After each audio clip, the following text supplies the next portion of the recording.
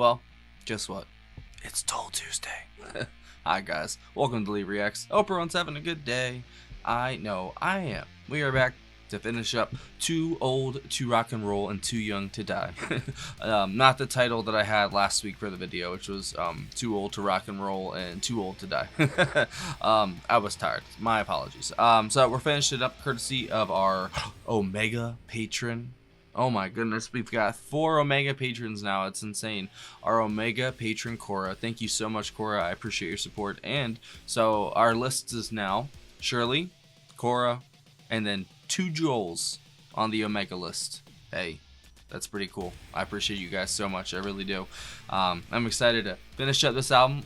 Like I said in the last video, I wouldn't say it's my favorite Tull, but it's still interesting and it's still pretty cool to listen to. And I'm actually quite keen to, figure out how they kind of close this album. And I think the first video I have actually has the cartoon strip up, so maybe that'll, clue me in a little bit onto the story.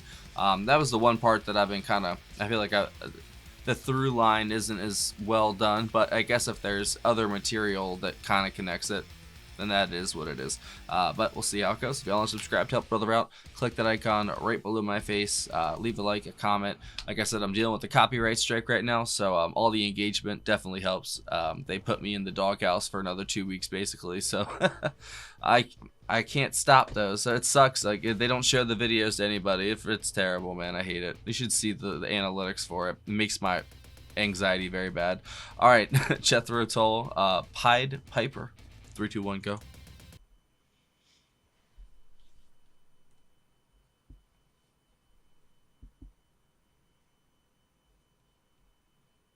Now if you think Ray blew it, They got me there for a there was second. nothing to it. They patched him up as good as new. Bitch. You can see him every day riding down the Queens Highway, handing out small cigars to the kids from school. Okay. And all the little girls with the bleached blonde curls clump up on the platform soles. And they say, hey Ray, let's ride away downtown where we can roll some alley bowls. And Ray grins from ear to ear and whispers. Whispers.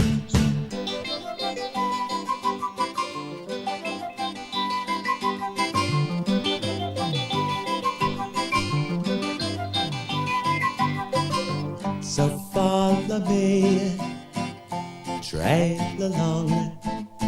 My leather jacket's buttoned up and my 4-stroke song will pick you up when your last class ends.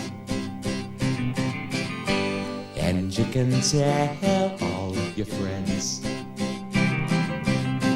for the Pied Piper hold you. The Mad Piper hold you. I'll do what you want to. If you ride with me on a Friday, anything goes. So follow me. Oh, don't turn. My schoolgirl dance is floating in free flight. Kind of trippy. I'm a tenor in my skin, tight jeans. You can touch it if your hands are clean. The Pied Piper hold you. The Mad Piper hold you. I'll do what you want to. If you ride with me on a Friday, anything goes. So follow me, trail along. My leather jacket's buttoned up and my 4-stroke song will pick you up when your last class ends. And you can tell It's all about him getting laid. That's great. the Pied Piper hold laughed out. Of you. I'll do what you want to. If you ride with me on a Friday, anything goes. The Pied of you. The Mad Piper of you. I'll do what you want to. If you ride with me on a Friday, anything goes on a Friday, anything goes on a Friday, anything goes.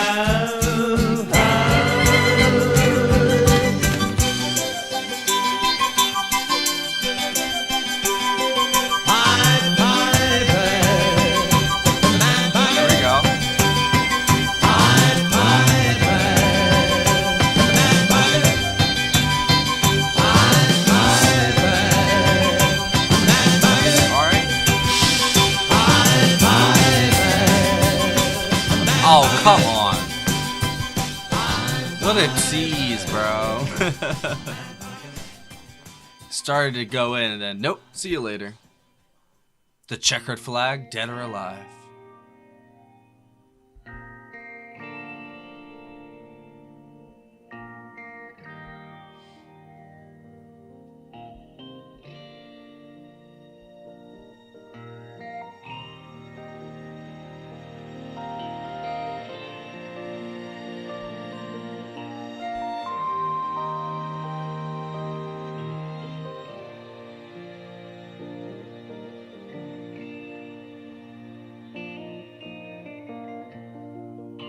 The disc brakes drag, the checker flag sweeps across the all-slick track.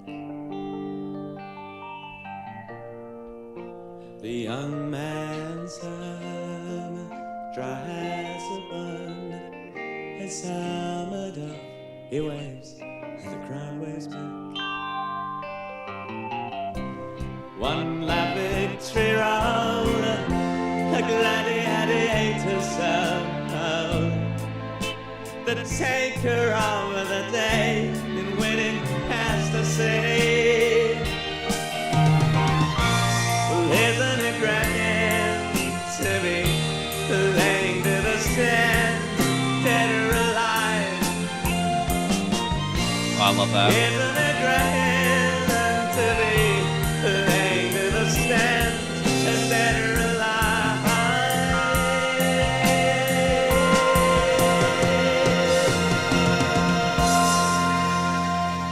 Wow.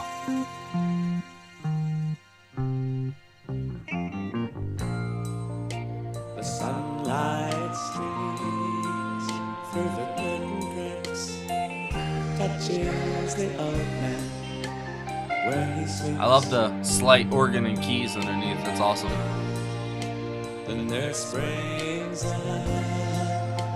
cup of tea, 2 biscuits, and the morning paper. Very more. Mystery. The hard road sand, the wild God sand. Wow, is God. nearer every day, and dying the old man says. That was the new Nick Cave album. Isn't it grand Wild God. to be laying to the stand, dead or alive? Well, isn't it grand to be laying to the stand, dead or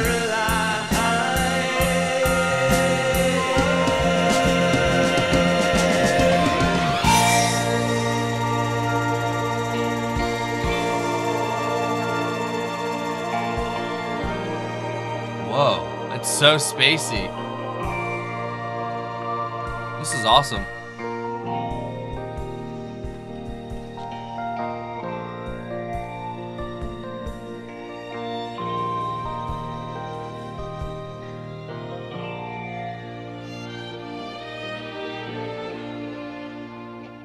Wow.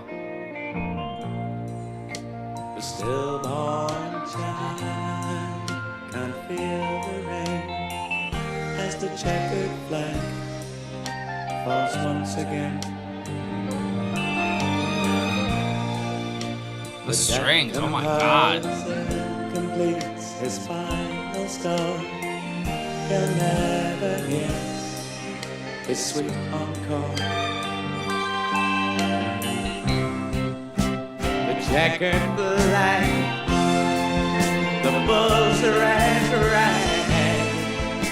the lemming-hearted horse running ever faster to the shore, singing, isn't it grand to be playing to the stand, dead or alive? Kind of reminds me of Expecting to Fly from Buffalo Springfield.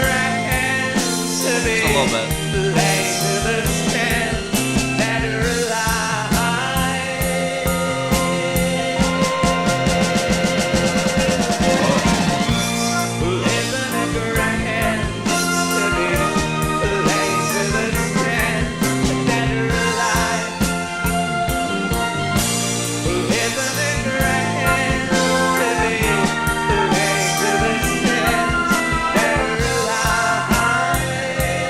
Definitely the best song on the album. Oh no. Beautiful.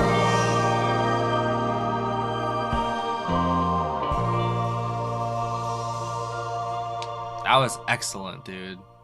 That was, yeah, that might have been my favorite from the album. Who put that there? Oh, that's crazy.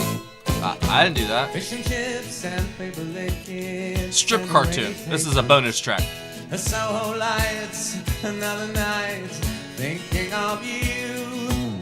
Black cat sat on the wall, winks at me, darling, suggesting ways and means that I might win a smile as you leave the place where you work until 12:30. And the policeman nods as you pass along his beats. So when he meets trouble rock, we're all in the same game lately.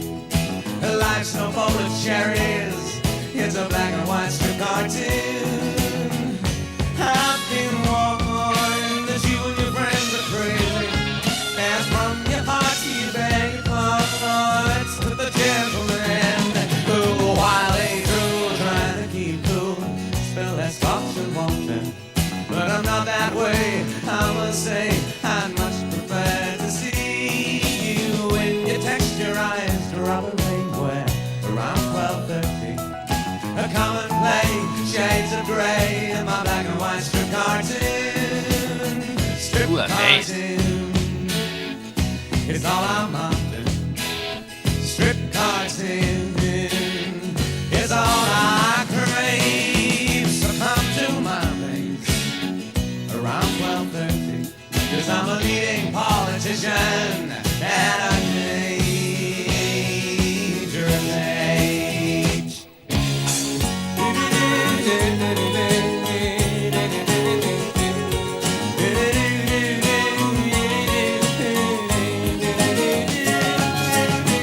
Oh, there we go.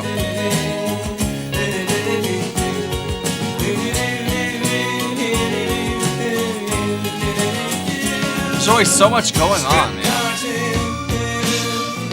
When there's not, it's still great.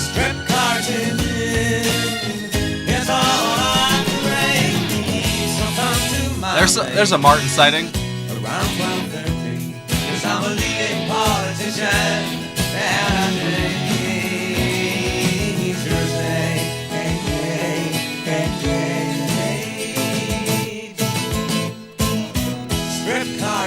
Strip cartoon is all I'm after. Strip cartoon is all I crave. Dude, this sounds like Tull. Some of the other ones did. 'Cause I'm a leading politician and I